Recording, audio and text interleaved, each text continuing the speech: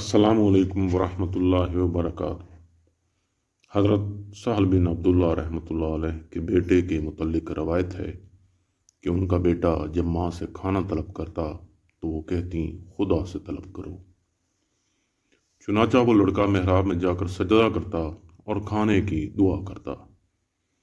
اس کے ساتھ اس کی ماں چپکے سے اس طرح اس کے پاس کھانا رکھ دیتی تھیں کہ اس کو خبر نہ ہوتی تھی۔ اس سے لڑکے کے دل میں یہ یقین پختہ ہو گیا کہ جو کھانا اسے ملتا ہے خداوند تعالیٰ کی طرف سے ہوتا ہے۔ ایک دن جب وہ لڑکا مدرسے سے واپس آیا تو ماں موجود نہ تھی۔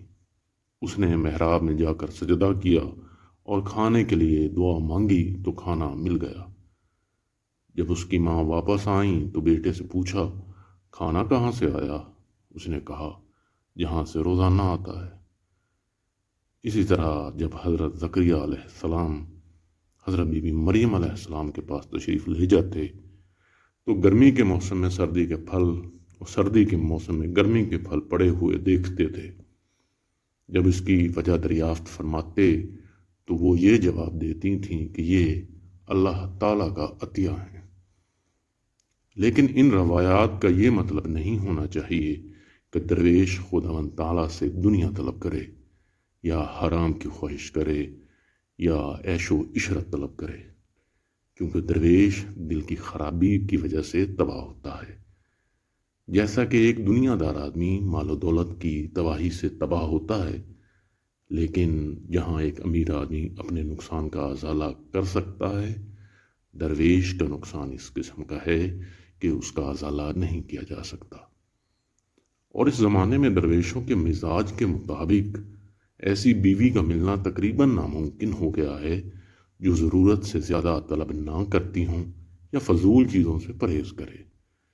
یہی وجہ ہے کہ بعض حضرات نے تجرد کو پسند کیا اور اپنی پشت پر زیادہ بوجھ نہ ڈالا۔ جیسا کہ رسول اکرم صلی اللہ علیہ وآلہ وسلم نے فرمایا، آخری زمانے میں بہترین شخص وہ ہوگا جس کا بوجھ کم ہوگا۔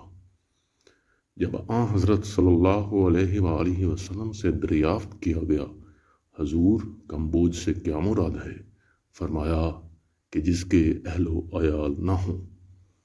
نیز آن حضرت صلی اللہ علیہ وآلہ وسلم نے یہ بھی فرمایا تیز چلو کیونکہ بے اہل و عیال تم سے سبقت لے گئے۔